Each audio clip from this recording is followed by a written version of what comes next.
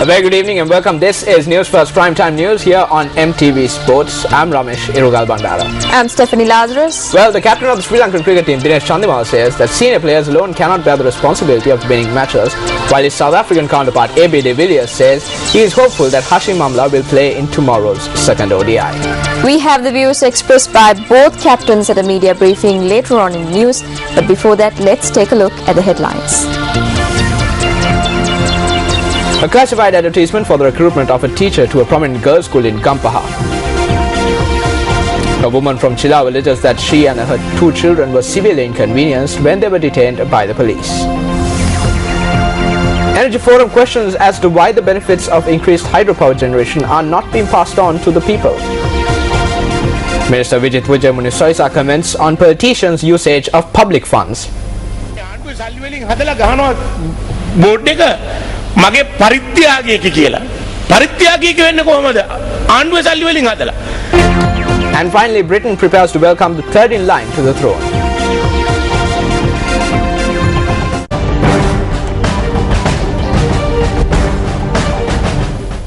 President Mahinda Rajapaksa visited the Mahasangha at the Alan Methaniyarama Viharaya in Kirlapana today.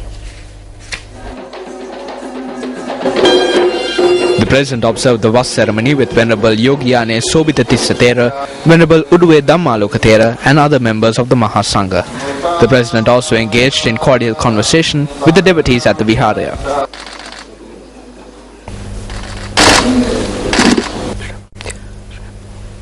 Today marks Asla Full Moon Poya Day. Asla Full Moon Poya is of special significance to the Buddhist clergy as the day marks the beginning of the Vas period.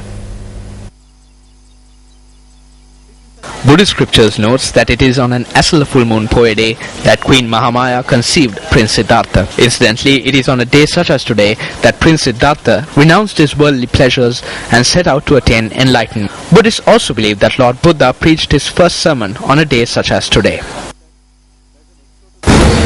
මිනිස්සුන්ගේ ජීවිතයට බලපාන ප්‍රධානම දේ තමයි one of the main problems people face is how to rid their lives of sadness. Lord Buddha preached this very truth at the Isipatanaramaya during his first sermon. Therefore, let us attempt to follow in the path preached by Lord Buddha. It will bring peace and prosperity to both you and the country. යහපතට ශාන්තියට හේතු වෙනවා ඇති. Baby fever has officially broken out in London with news that Kate, the Duchess of Cambridge, has gone into labour. She was taken in shortly before 6 a.m. local time today to the private wing of St. Mary's Hospital, now home to most of the world's media. It's not just the press that are camped out waiting to get the latest about the new arrival. Several fervent royalists have also been around. I'm more excited than ever. I can't wait. What can I say? I'm overwhelmed. Women get hot flushes, we get butterflies. I won't stop spinning till the babe comes out.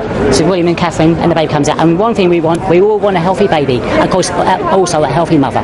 That's the most priority. Then that comes next. Was it a girl? I hope it's a girl. We all do. I'm sure the whole nation wants a girl. Can't wait for this baby to be born. We sensed there was something going on last night, and we heard the news this morning that she was in there and in labour, and we gave a big cheer, because there's a few people being camping out. We're so happy. Royal sources have said Kate has planned a natural birth with William at her side and the baby being delivered by Marcus Settle, the Queen's former gynecologist. The sex of the baby, who will be the third in line to the throne behind grandfather Prince Charles and father William, is unknown as the royal couple want it to be a surprise. The birth will be announced in the traditional way with an envelope containing notice of the baby's details being posted outside the main gates of the Queen's London residence, Buckingham Palace. Meanwhile, the heir to the British throne, the Prince of Wales, Prince Charles, carried on with his royal duties and visited the world's fastest steam locomotive as he waited for news of his first grandchild. Have you written? Thank you very much. It's for the baby. Right. Well, I'll see what I can do. It hasn't quite appeared yet. 6 is going to appear in 6 hours' time. 6, but we might do right. 6 hours. I'm so sorry if we stopped you. Well, I'm sure that many of our viewers are also eagerly anticipating the news from St. Mary's Hospital in London. Stay with News First. We will be sure to update you via SMS and on our website the moment we receive the news. Local Bell introduces Bell Enterprise Solution Technology. Get the best by your side. Getting back to more local news, Minister of Power and Energy Pavitra Vanniyarachchi says that she plans to provide electricity at a lower rate by constructing low-cost power plants. However, the Energy Forum points out that electricity can be provided at a low price due to the increase in hydropower generation.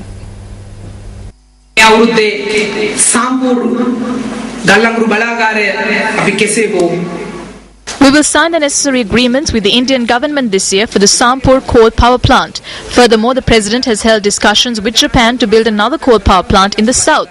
We also plan to complete construction work on the Uma Oya hydropower plant as soon as possible. Our aim is to establish power plants which generate electricity at a lower cost and thereby realize the aspiration of the President to provide low-cost electricity. අඩු මිලට විදුලිය හදන බලාගාර සියල්ල ආරම්භ කරමින් මේ රටේ ජනතාවට ඉතා ඉක්මනින් අඩු මිලට විදුලිය ලබා දීමේ ජනාධිපතිතුමාගේ පරමාර්ථය ඉෂ්ට කරන්නේ. Due to the heavy rains experienced over the past few months, the generation of low-cost hydropower has increased. The chairman of the Ceylon Electricity Board noted yesterday that 75% of the country's daily electricity needs are currently being fulfilled through hydropower. The chairman added that this situation is helping the CEB to improve its financial situation. Due to the drought faced during the latter half of 2011, hydropower generation fell to as low as 18%, and the CEB had to incur a large cost to generate power through thermal energy. However, the losses incurred by the CEB were recovered from the consumers through the addition of a fuel adjustment charge to the monthly electricity bill from the 16th of February 2012. According to the 2012 February electricity tariff revision, consumers who use up to 30 units of electricity had a fuel adjustment charge of 25% added to their bill. Consumers who use between 30 and 60 units were subject to a fuel adjustment charge of 35%. Consumers who used over 60 units of electricity had to pay a fuel adjustment charge of 40%. The electricity tariffs were once again increased in May this year, and the CEB decided to continue the fuel adjustment charge. Thereby, the consumers who use over 91 units of electricity will be subject to a fuel adjustment charge of 40%. මේ අතිරේක ලාභය සියලුම පාරිභෝගිකයන්ට ලබා දීලා විශේෂයෙන් වැඩ කරන The CEB should take steps to distribute the profit of the CEB among the working masses. The electricity bill of the working masses increased by nearly 80% this year. The CEB is in a situation where they can now lower the electricity tariffs. They continue to charge the full adjustment charge from consumers and industrialists. This is robbery in broad daylight. When the CEB wanted to increase tariffs, the chairman of the CEB said they are increasing the tariffs to pay off old debts. Another 600 megawatts of electricity will be added to the national grid by the end of this year through the coal power plant. So, I believe that the CEB can pass on these benefits to the public. එකතු වෙන නිසා පාරිභෝගිකයට ඒ ලාභය ඒ ප්‍රතිලාභය ලබා දෙන්න පුළුවන් කියලා. We inquired about the continuation of the fuel adjustment charge from the Public Utilities Commission, which is the regulator of the electricity sector.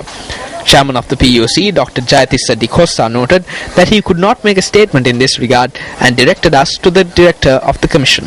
Our attempts to contact the director of the PUC, Damit Kumarasinghe, proved futile.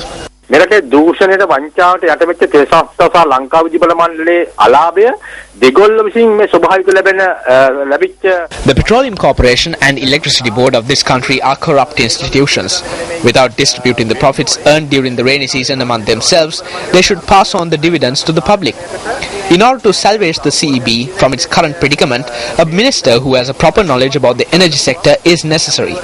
If the people expected this to happen through the cabinet reshuffle, it did not happen. The minister took steps to justify the increase in electricity tariffs. We urge her to intervene now and ensure that the profits of the CEB are distributed among the public in order to lessen their burden. මොහොතේ ලැබමින් තිබෙන ලාභයෙන් කොටසක් මේ ජනතා පත්‍රයෙන් අපහසුතාවය මුදව ගන්න මැදිහත් වෙන්න කියනක අපි ඇමතිවරයෙකුට ඉල්ලීමක් කරනවා.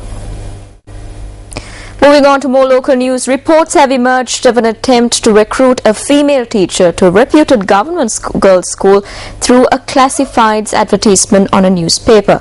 Teachers' union charged that this is completely against the law. This is a classifieds advertisement published in a national newspaper over the weekend. The advertisement states that there is a vacancy for a teacher for the advanced level agriculture subject of a reputed government girls' school in Gampaha.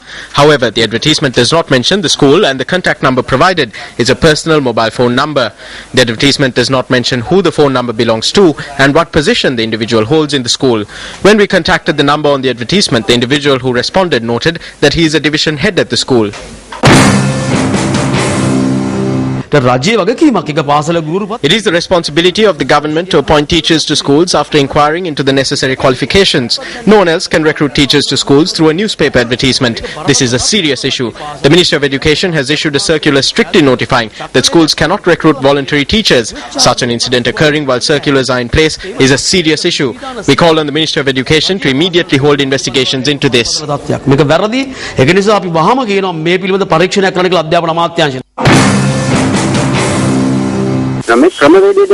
This is against the standard procedure, and this not only leads to corruption but also to the soliciting of bribes.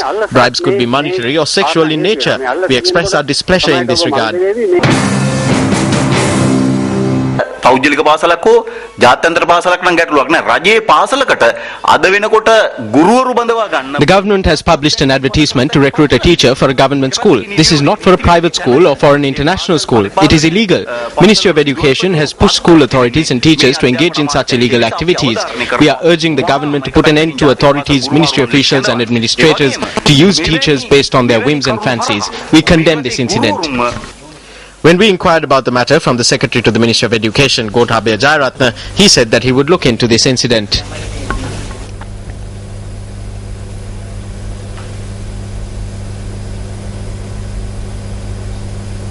The Asala Perahera, organized by the Ministry of Education, paraded the streets today.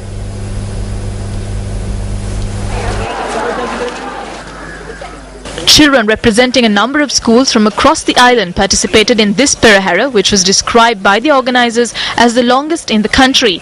Our reporter said that the various elements of the Perahera stretched from Mahanama College in Colombo to Wellawatta. However, the Perahera was disrupted by rain at the starting point. This is how the children participating in the Perahera took shelter from the rain.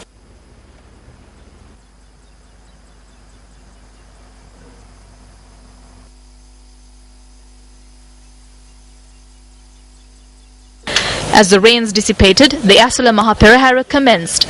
Minister of Education Bandula Gunawardena, accompanied by monitoring MP Mohan Lal Grero and the Secretary to the Ministry of Education, were present at the commencement of the Perahera. The Perahera was to parade the streets via Galle Face Green to the Gangarama Viharya in Hunupitiya.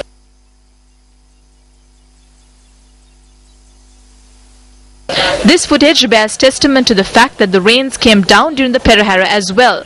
The Perahera finally arrived at the Gangarama Viharya in Hunupitiya.